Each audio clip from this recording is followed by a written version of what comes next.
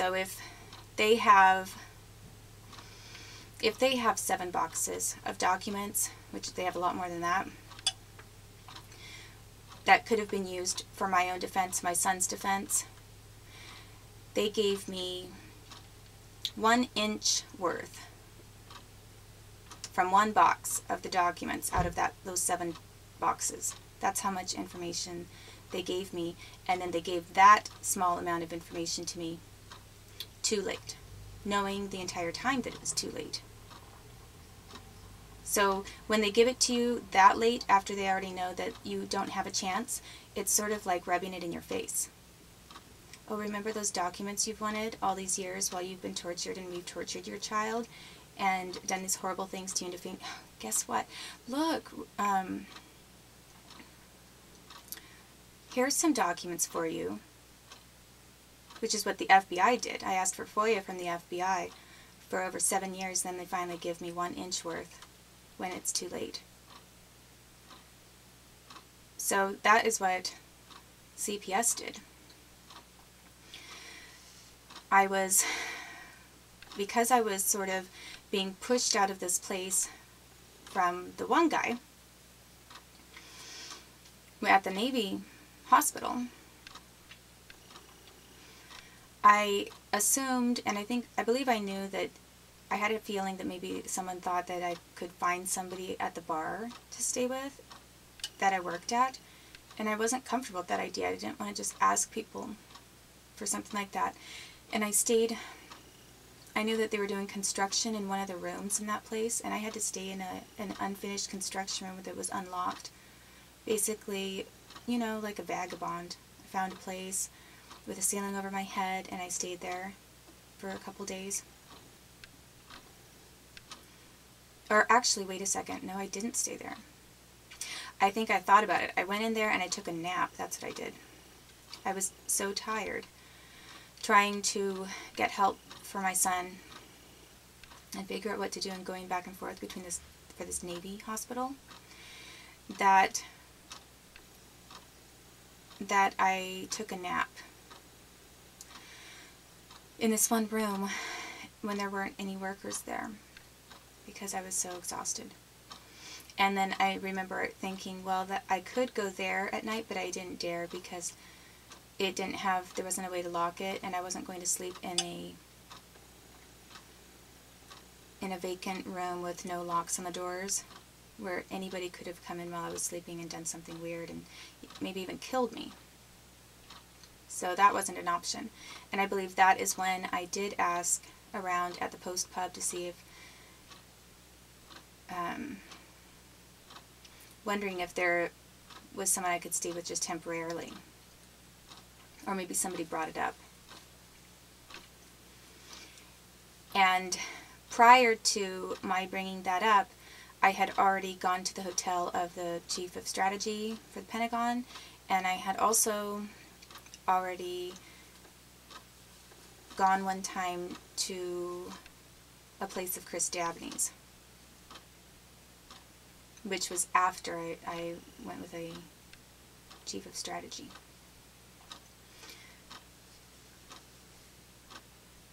The Navy hospital, this is the other thing.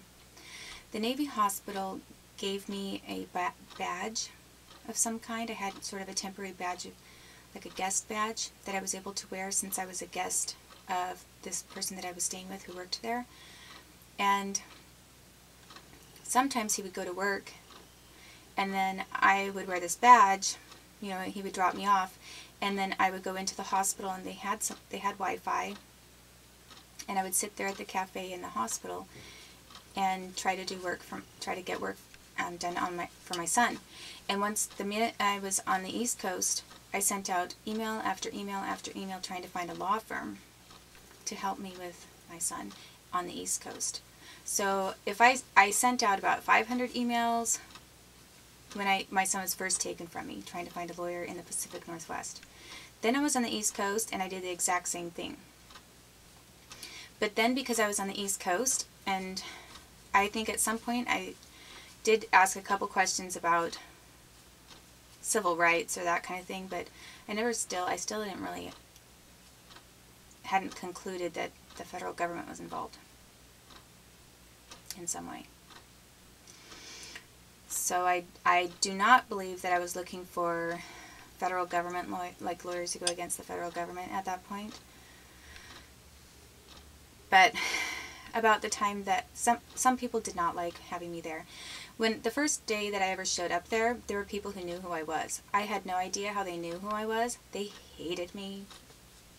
I saw such vicious hatred from some of the employees coming out of that naval hospital.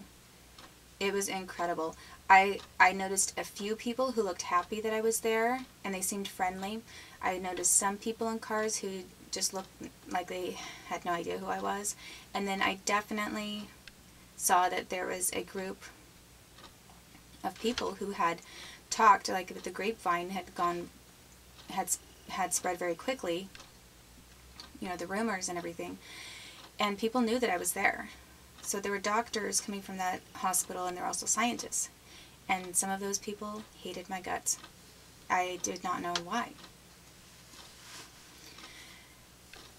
So that, towards the end, about the time that he said I need to find a different place, I was told that I couldn't go to that Navy hospital anymore.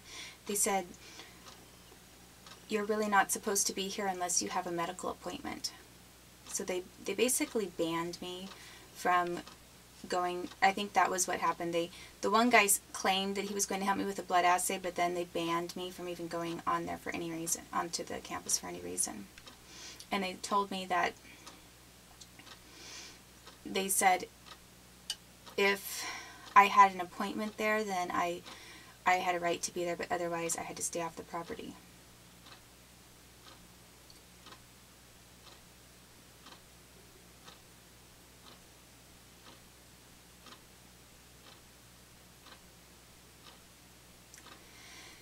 So I was harassed. Eventually I was harassed at the Bethesda Naval Hospital.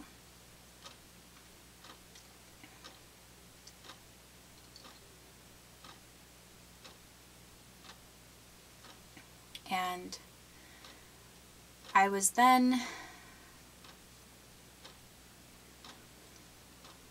working at the Post Pub and the coffee place. I don't believe I had quit or that the coffee place job had ended yet. And when the first person that I went out with, or that I went anywhere with, from that Post Pub was the chief of strategy, James Cartwright. And I've already described how I met him, and you know, that I went to a hotel where there's a bunch of military gear in the room and everything. And I thought that he made some statements. I definitely think that he knew that I had microchips and that there was surveillance in the room, because he said things that kind of made me sound bad, but were almost geared towards those who might be listening in, to make it sound like, well, he was saying things, I guess kind of to cover for himself but make me sound bad a little bit. And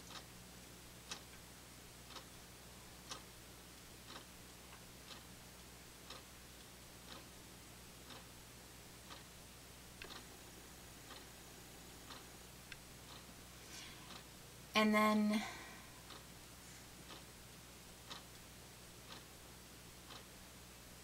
after that, I remember that when I went out with him, James Cartwright, Chris Dabney had almost a panicked look on his face. First he introduced me to him, and then I remember he was holding on to my purse and trying to convince me to go with him, and saying that I could stay over there. And he was really trying. And then James Cartwright said, he's just way too drunk, or he's so drunk, or something like that, and kind of laughed it off. So then after I hung out with James Cartwright, not having any idea what his position, not understanding, I mean, having been told what his position was, but having no clue what that was, what they did, where it ranked. I didn't even go online to try to find out where it ranked. I was completely clueless, 100%. It would have been like the King of Bavaria. I don't know how they rank either, but I don't even know if they have a king. It would be like the King of Bavaria tells me to hang out with him, and they use some other different title for it, but I have no idea what it is. I don't understand. And so I hang out with him, but I never looked it up, and I had no idea all along. That was the same thing with him, because I didn't, run to the Pentagon website to try to find out where he was in a lineup. And that's really not exactly why I went with him anyway, because I didn't know where he was in the lineup, but we had laughed together, and so I thought he seemed like a possibly interesting person, and I had just been kicked out of my place, so I needed a place to stay that night.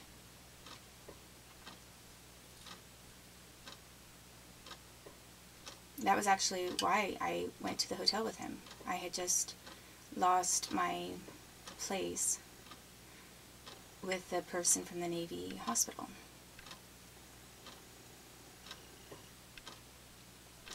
And I have to check on something really quick because I'm cooking while I do this. But I don't want to really turn it off because then it'll just be a break. That I'll start over again. Let's see.